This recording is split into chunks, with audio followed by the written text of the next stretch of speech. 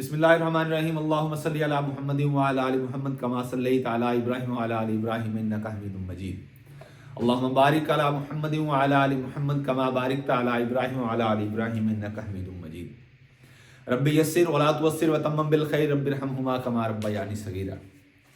Dear students, आज के newspaper में जो इंपॉर्टेंट चीज़ें मुझे नजर आई वो मैंने आपके सामने रखी हैं। याद रखिए, न्यूज़ मुझे दे दें बेटा। न्यूज़पेपर को अपना ओढ़ना बिछोना भी बनाइएगा। अगर आप ये समझते हैं कि न्यूज़पेपर के बगैर मैं तैयारी कर लूंगा तो आप you are living in a fool's paradise. मैंने आपके सामने एक वर्ड, एक इडियम रखा है, you are living in a fool's paradise. आप अहमकों की दुनिया में रह रहे हैं, अहमकों की जन्नत में रह रहे हैं।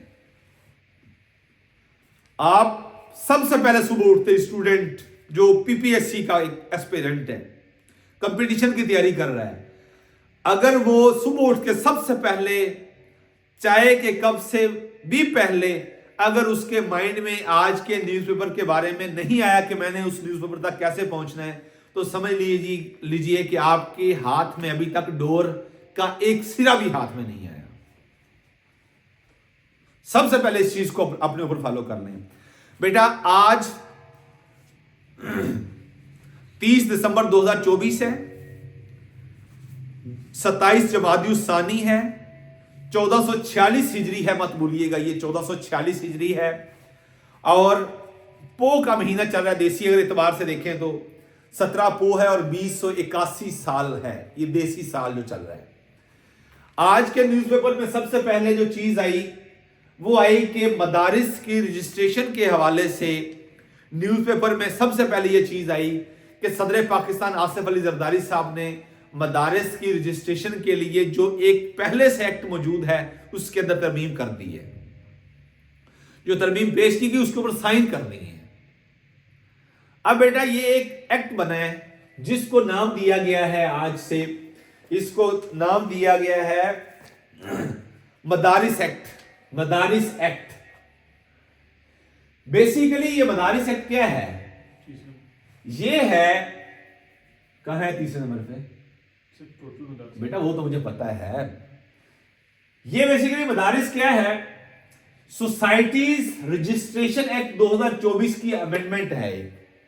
सोसाइटीज, ये नोट कर लें, ये आपसे पूछा जाएगा कि मदारिस एक्ट। मदारिस एक्ट नहीं है बेटा, ये बेसिकली आपके पास पहले से मौजूद एक एक्ट है जो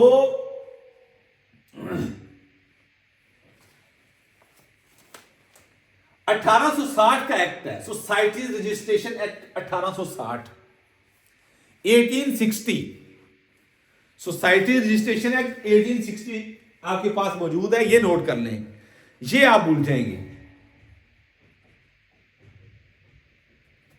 सोसाइटीज रजिस्ट्रेशन एक्ट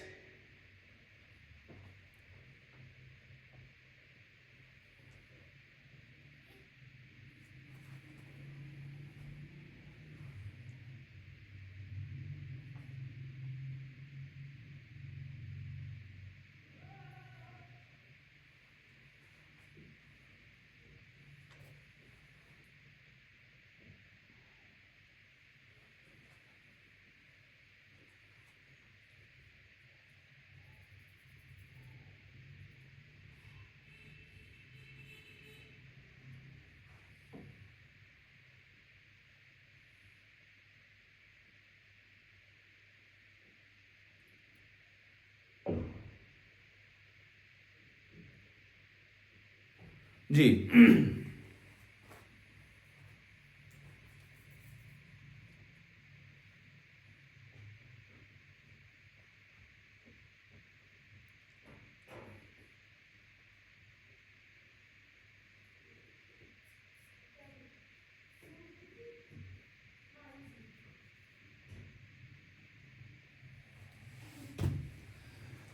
जी बेटा, ये आपके पास मौजूद है जिसको हम मदारिस एक्ट कहा गया। आज मदारिस एक्ट 2024 ये नाम दिया गया। बेटा ये मदारिस एक्ट नहीं है। अब ये पीपीएससी के स्टूडेंट को उलझन यहां पे पैदा होगी। ये बेसिकली था सोसाइटीज रजिस्ट्रेशन एक्ट 1860 था। क्या था? Societies registration act 1860।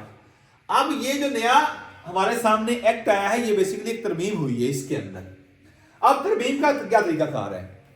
याद रखिएगा, तरमीम का तरीकाकार ये होता है जब हम पार्लियामेंट की बात करते हैं, पार्लियामेंट की,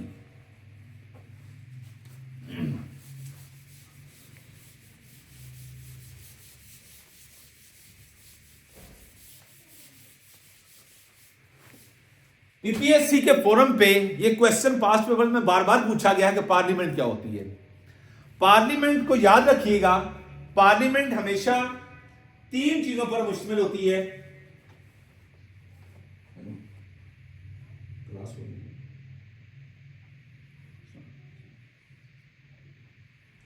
पार्लियामेंट हमेशा 3 चीजों पर मुश्तमिल होती है। सबसे पहले नेशनल असेंबली,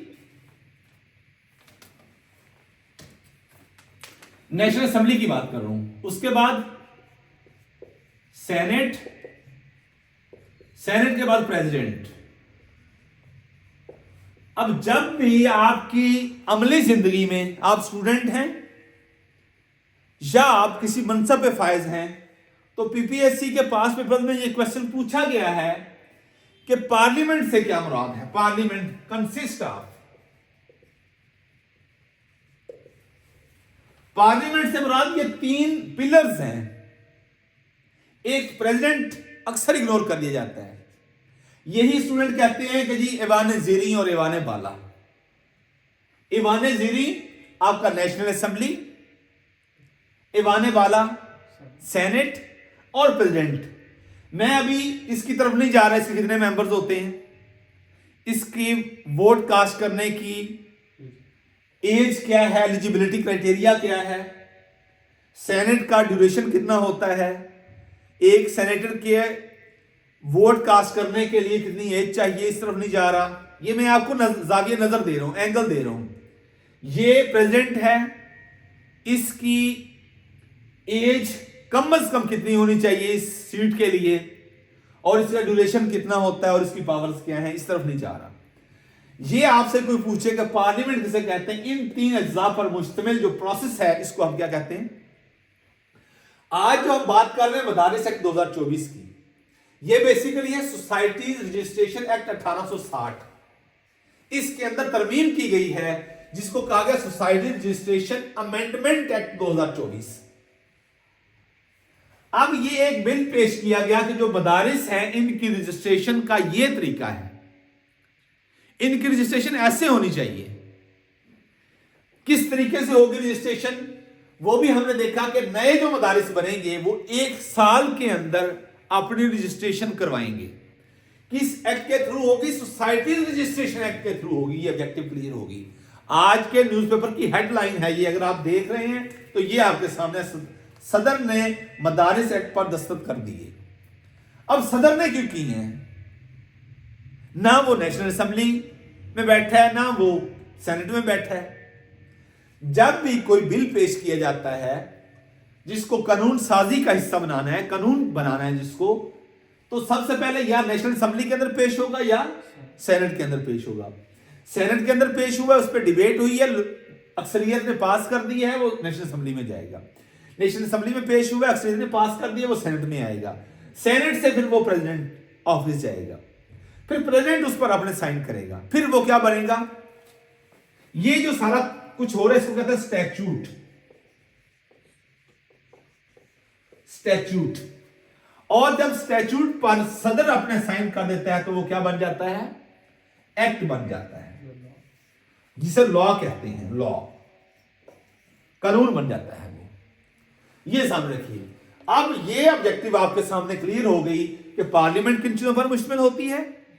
3 चीजें हैं, नेशनल असेंबली, सेनेट और प्रेसिडेंट। जब तक प्रेसिडेंट साइन नहीं करेगा वो आपका मुसव्वदा, जो बिल आपने पेश की है, जिसको मैंने स्टैट्यूट का नाम दिया, इसको एक्ट ऑफ पार्लियामेंट कहते हैं। स्टैट्यूट क्या कहते हैं? Act of parliament. Act of parliament कहते हैं। अब अगर सदर ने उस पर साइन नहीं किए तो अभी तक वो स्टैट्यूट ही है, आपका एक्ट और कानून नहीं बना, लॉ नहीं बना। जब सदर ने उस पर अपनी रजामंदी दे दी तो वो फिर आपका कानून बन जाता है। ये हुआ है आज, याद रखिएगा। आज की तारीख में, आज 30 दिसंबर था, तो आज इसने हमारे इस नए एक्ट पर दस्तखत कर दिए हैं। उसके मुताबिक जो नए मदारिस बनेंगे आज से ऑनवर्ड 1 साल के अंदर उन्होंने अपनी रजिस्ट्रेशन करवानी है, और जो पुराने हैं 6 माह के अंदर अंदर वो अपनी रजिस्ट्रेशन करवाएंगे। ये आ गया। इस पे सदर जरदारी, आसफ अली जरदारी साहब इस पर दस्तखत किए हैं। आसफ अली जरदारी साहब कौन है? ये को चेयरपर्सन है पीपी के, पाकिस्तान पीपल्स पार्टी के को चेयरपर्सन है। और ये जो आसफ अली जरदारी साहब है, ये 11वें और 14वें सदर भी हैं, 11th और 14th प्रेसिडेंट भी हैं। 11th 2008 में बने और 2013 तक रहे। वो तब कौन से थे? 11th। और 14th अब मौजूदा है, करंट मौजूदा सदर। ये क्लियर हो गया। अब ये किसके को चेयरपर्सन है? किसके हैं? पाकिस्तान पीपल्स पार्टी के हैं। कब से हैं? 2007 से हैं, याद रख लीजिएगा। उसके अलावा जब पीपी की बात करें हम, पीपी के बारे में आज चीजें काफी हैं। पीपी का जनरल जो सेक्रेटरी है उसका नाम है ताज हैदर। पीपी का जनरल सेक्रेटरी कौन है? ताज हैदर। और पीपी का चेयरमैन कौन सा है? वो है बिलावल भुट्टो जरदारी साहब। ये चेयरमैन है। और को चेयरपर्सन आसिफ अली जरदारी साहब है। आसिफ अली जरदारी साहब कौन है? वो 11वें और 14वें आपके सदर है, मत भूलिएगा ये। उसके अलावा इनका सेनेट के अंदर पीपी का जो लीडर है उसका नाम क्या है? उसका नाम है यूसुफ रजा गिलानी। ये चीज हो गई। अब ये पीपी किसने बनाई थी? ये पीपी बनाई थी जुल्फकार अली भुट्टो ने। किसने बनाई थी? जुल्फकार अली भुट्टो ने। और ये बनी है 30 नवंबर 1967 को, 1967। 30 नवंबर 1967 को पीपी बनी है, पाकिस्तान पीपल पार्टी। ये जुल्फकार अली भुट्टो ने बनाई थी। ये जुल्फकार अली भुट्टो आपका चौथा, 4th प्रेसिडेंट भी रहा है। जुल्फकार अली भुट्टो, जिस तरह 11वां और 14वां आसिफ अली जरदारी है, ऐसा चौथा आपका 4th प्रेसिडेंट भी रहा है। 4th प्रेसिडेंट रहा है ये। और 9th प्राइम मिनिस्टर भी रहा है। 9th प्राइम मिनिस्टर भी रहा है ये। 1973 से लेकर 77 तक 9th प्राइम मिनिस्टर भी रहा है। ये ऑब्जेक्टिव मैं डेली बेसिस पे जो आपसे डिस्कस करूंगा, आप उसे ही याद कर लें तो आप करंट अफेयर इंशाल्लाह तैयार होता जाएगा। करंट अफेयर के साथ जनरल नॉलेज भी आपका तैयार होता जाएगा। ये आपका चौथा सदर था और 9वां प्राइम मिनिस्टर भी रहा है। 1973 से लेकर 1970 तक ये आपका प्राइम मिनिस्टर भी रहा है। ये हो गई चीज। ये मत भूलिएगा, जो मैंने चीजें आपको बताई हैं यही चीजें पूछी जाती हैं। और ये सदर और प्राइम मिनिस्टर के अलावा ये आपका 3rd मार्शल लॉ एडमिनिस्ट्रेटर भी रहा है। 3rd मार्शल लॉ एडमिनिस्ट्रेटर भी रहा है। और इसके पास चौथा एक डेजिग्नेशन भी था, ये आपका 7th स्पीकर ऑफ कौमी असेंबली भी रहा है ये। और ये वजीर खारजा 8th और 12th, 8वां और 12वां वजीर खारजा भी रहा है। ये सारी चीजें जुल्फकार अली भुट्टो के बारे में पीपीएससी के पास पेपर में बार बार पूछी गई हैं। और अगर आपने डेली बेसिस पे न्यूज़ को पढ़ते रहे तो ये चीजें आपकी तैयार हो जाएंगी। उसके अलावा टोटल जो मदारिस पाकिस्तान के अंदर है वो 60,000 हैं। 60,000 पाकिस्तान के अंदर टोटल मदारिस कितने हैं? 60,000। ये मदारिस के हवाले से बात होगी। दूसरा, फाइनेंस मिनिस्टर के हवाले से पूछा गया था पाकिस्तान का कौन है? फाइनेंस मोहम्मद औरंगजेब साहब है। ये आप क्लियर कर लें। आज का ये था टोटल पाकिस्तान का जो एक्सटर्नल डेट है, जो पाकिस्तान का बैरूनी कर्जा है, वो पूछा आज न्यूज़पेपर में दिया गया था। 131 बिलियन डॉलर, 131 बिलियन डॉलर आपका जो एक्सटर्नल डेट है वो ऑब्जेक्टिव आई हुई थी आज। उसके अलावा ग्रोथ रेट इन पाकिस्तान वो कितना है इस टाइम चल रहा? वो 2.38 से 2.5 परसेंट तक ये चल रहा है ग्रोथ रेट पाकिस्तान का। पॉवर्टी रेट पाकिस्तान में कितना है? 40.5% पाकिस्तान में पॉवर्टी रेट इस टाइम है। और इसके अलावा अमेरिकन जो न्यूली इलेक्टेड प्रेसिडेंट है डोनाल्ड ट्रंप, उसके हवाले से आया हुआ था कि टिकटॉक पर पाबंदी के हवाले सुप्रीम कोर्ट ने उसकी इम्प्लीमेंटेशन के हवाले से उसने दरखास्त दी कि उसको जरा मौखर किया जाए डोनाल्ड ट्रंप ने। तो डोनाल्ड ट्रंप के बारे में याद रखिएगा कि 20 जनवरी 2025 को ये अपना हल्फ लेंगे और ये 47th प्रेसिडेंट होगा ऑफ अमेरिका। याद रखिएगा अमेरिका का जो कॉन्स्टिट्यूशन है वो प्रेसिडेंशियल फॉर्म ऑफ गवर्नमेंट देता है, सदारती निजाम हुकूमत की तरवीज करता है, एनफोर्स करता है। ये अमेरिका का 47th प्रेसिडेंट होगा जो 20 जनवरी 2025 को हल्फ लेगा। उसके अलावा ये 45वां, इससे पहले कौन था प्रेसिडेंट था, ये 45वां, ये ऑब्जेक्टिव आएगी। 45वां और 47वां ये प्रेसिडेंट है, ठीक है। अब इसकी पार्टी कौन सी है, बहुत इंपॉर्टेंट ऑब्जेक्टिव है। डोनाल्ड ट्रंप साहब की पॉलिटिकल पार्टी जो है वो है रिपब्लिकन पॉलिटिकल पार्टी है। और ये दो चीजें इंपॉर्टेंट हैं, रिपब्लिकन का कलर कौन सा है रिपब्लिकन पार्टी का, और इसका इलेक्शन सिंबल कौन सा होता है। याद रखिएगा इसका कलर रेड है, रेड कलर, और ये 1854 में बनाई गई, और एलिफेंट इसका इलेक्शन सिंबल होता है, एलिफेंट रिपब्लिकन का, जबकि डेमोक्रेटिक्स जो है उनका इलेक्शन सिंबल डोंकी होता है। ये चीजें आ गई।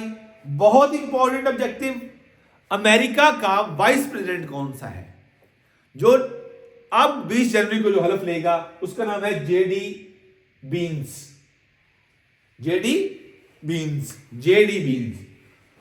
तो ये इंपॉर्टेंट आज के न्यूज़पेपर में चीजें थी जो मैंने आपके सामने रखी हैं।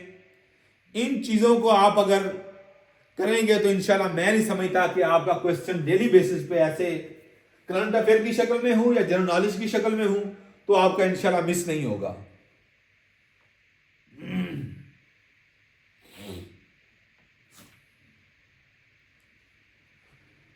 ये इन बेसिस पे हम अपने जनरल नॉलेज को लेकर चलते हैं अपने सेशन में। आपका तहसीलदार हो, आपका जिलेदार हो, या आपका मिनिस्ट्रियल कोटा हो पीएमएस का, तो आपने इस तरह न्यूज़पेपर को लेकर चलना है। अब हम दोबारा एस्से की तरफ आते हैं, इसके हवाले से ये वीडियो दोबारा शुरू करिएगा।